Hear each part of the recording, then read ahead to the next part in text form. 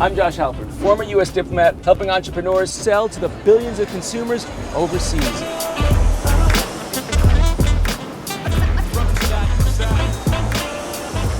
We're living in a time of unprecedented opportunity for small businesses that know how to optimize their e-commerce channels. Find out how some fail, some succeed, and how you can leapfrog the competition.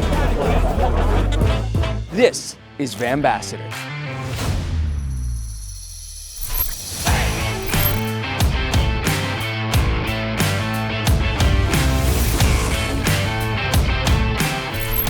So we're on the road getting an update from Jenna, founder of Stellar Moto brand. Jenna is one of these unique mixes of super cool, authentic, and down to earth. A few minutes with her and you settle into a calming flow as if she's channeling the same peace of mind that she experiences when she's out on the road for a few hours on the mountain roads outside of Los Angeles.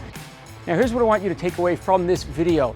Small is the new global. Jenna's operations could not get any smaller, yet she has untethered her strategy from her geography. What do I mean by that? She's learned how to leverage her local tribe to take educated guesses as to her potential overseas market.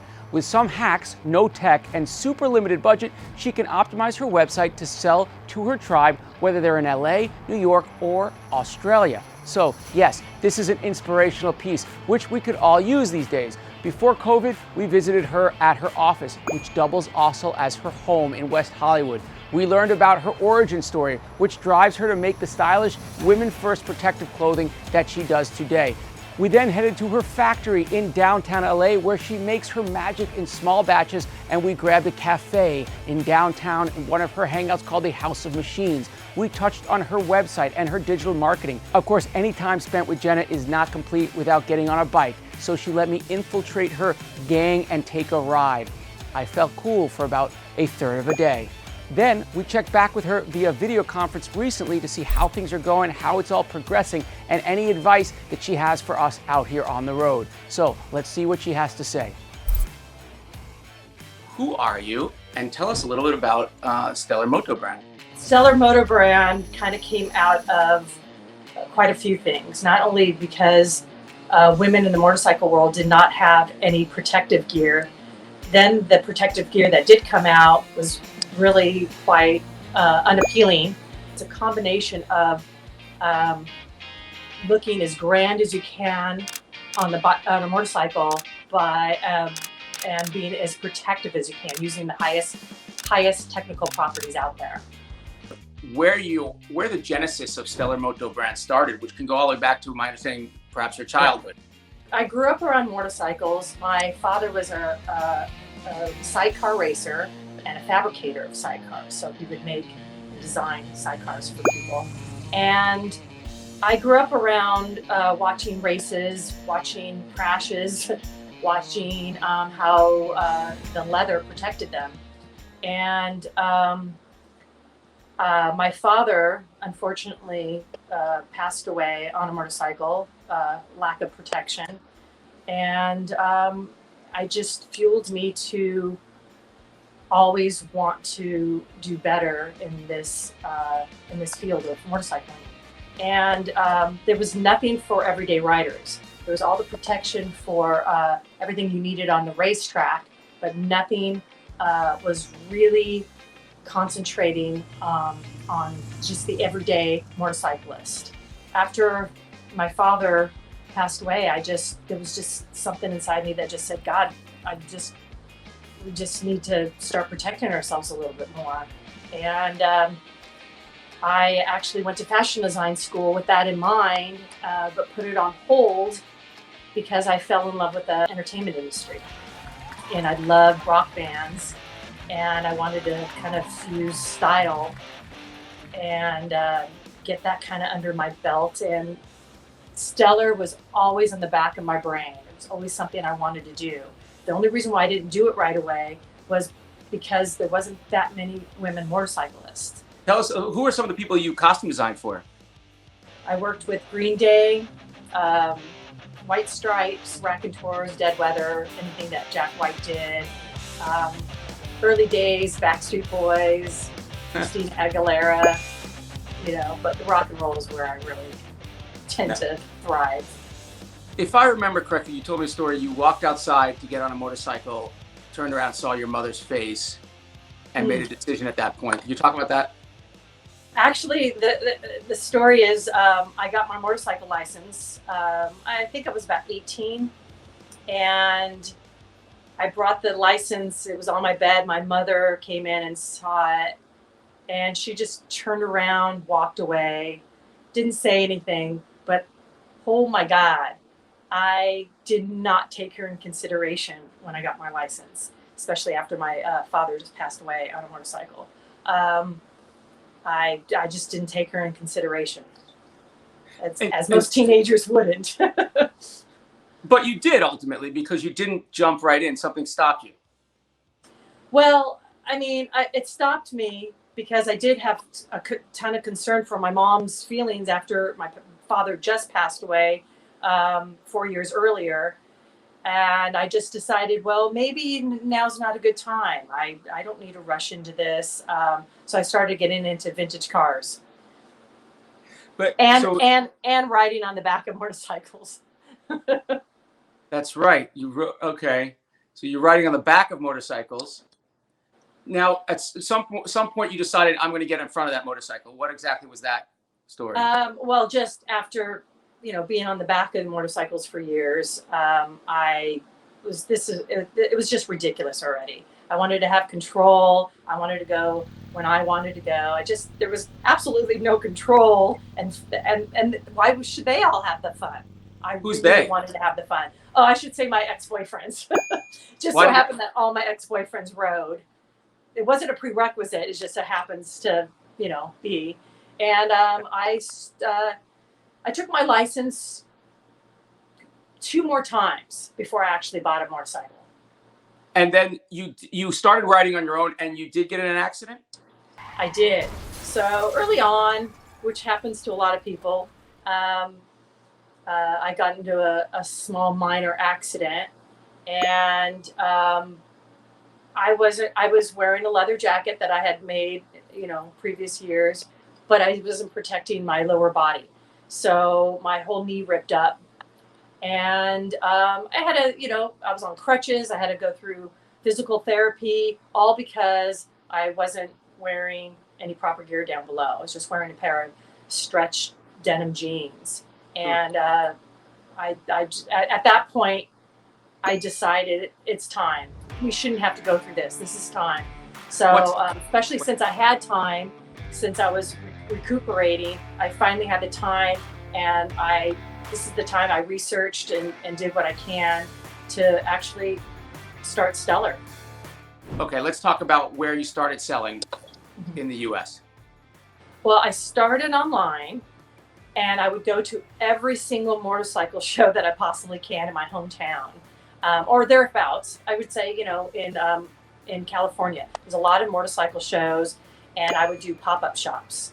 And it was pretty taxing. Let's say there was about 2 a month that I would go to. And then I branched out and started going to motorcycle shows in other states. What happened when you got your first international order? I just feel like, how did they hear about me? What happened? I think just by being at the motorcycle shows, and a lot of people from all over the world would go to them. They were the ones building the motorcycles. Then they would come over and showcase them. So I had people from all over the world coming out, and so if they took a sticker back home with them and ordered online, that's a huge deal for me. What are the top 3 markets that you'd like to expand into first overseas? I feel Stellar is important in the places that have a lot of motorcycling going on, and that's obviously Europe, but Canada, Japan, and Australia are huge motorcyclists. On my website, I have the currency converter, so you could go in and tap in whatever your currency is, and that helps. I need to take it a notch up and figure out what's the best way for shipping. More shipping options is my next move. The shipping part, obviously your decision to offer free shipping internationally is a big hit on the margins.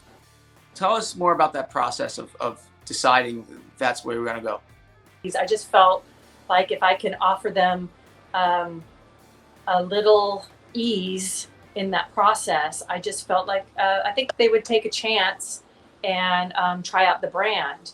And I felt like instead of just trying to do markdowns, I would offer that up. And it seems to be working. Let's talk a little bit again about your marketing and social. Where are you online? I'm on Instagram, I'm on Facebook and Pinterest. So I would do some separate and target the American cities that I thought would be interested in my gear, and then also started targeting just overseas, basically Canada, Japan, and Australia. And it's amazing that you could do these sponsored promotions on Instagram and Facebook. It's been amazing. It's been helpful. Advice to business owners who want to expand globally, what do you have for them? Well, since I feel like I'm still trying to expand globally, I feel like it, without Instagram and Facebook, wow, I wouldn't even know what to do, because they've helped me out so much, not only, to target in, but to follow other motorcyclists and, people from all over the world that have commonality, which is motorcycling. I just follow them and see what they're up to. And well, I think that's important to kind of know your market, research, see what they're up to. It's super fun to see what everybody's up to, and to see the melting pot of it all, how we all kind of take a little bit from each other. I think that's wonderful. I mean, the message to me is small is the new big. The more niche, the more specific you can be, the more it will resonate. When you're doing that analysis of, is there a market big enough for me and my product or my idea? Traditionally, you'd say, well, I'm living in San Francisco, Kansas, Indiana, New York. I have to analyze how many people actually are riding motorcycles. But now, because you're global, you're looking at a very small niche, but across an entire globe. And now that it's went from women's to now women's and men's now, and then it was just local, because really it was California, then Portland, Seattle, the West Coast, then all of a sudden now I'm like, across to the East Coast. So now, tapping into globally just, broadens everything. What type of support do you get from the government? Simona from the California International Trade Center helped me get a STEP grant, which I could use internationally. And I'm using it for a lot of the Facebook and Instagram ads right now. It's completely helpful. Virtual internship program, did you do any of that? I did. Okay. Yeah. Which actually helped me with this internship program, which helped me put together a Facebook ad. So they kind of taught me, and they did the research ahead of time to focus on where they wanted the ads to go. And then they gave me the information on how it went afterwards. They gave me all the analysis breakdown. And that is amazing what these Facebook and Instagram ads can do. I applied for the SBA loan, which actually Simona helped me hone in and just, help me with paperwork. And it was priceless, because all that stuff is a little overwhelming for me. And I actually got the small business loan, which actually helped me pay to keep the doors open for my manufacturers. So all the manufacturing that was cut that I was worried about actually helped me pay for the last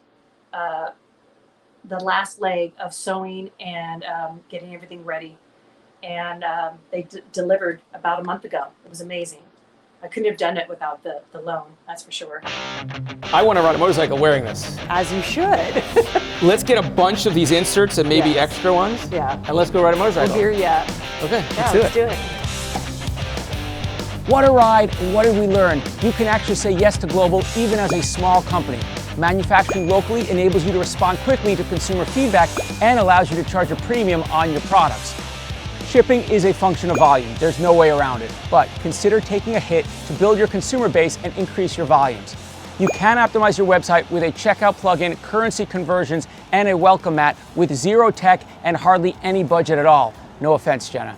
Now, there's also government programs out there that you can leverage from grants and financing, though you may be required to connect with your local organizations. We'll put some links and descriptions here so that you can get started. But most of all, as a digital perspective, find your tribe locally first, then find them online and around the globe. They're out there, and your Instagram feed can give you a peek in the rearview mirror to see who's already following you, who's already part of your gang. Remember, the smaller your posse starts out as, the more you know about them, and the easier it is to identify potential new members of that gang across the globe.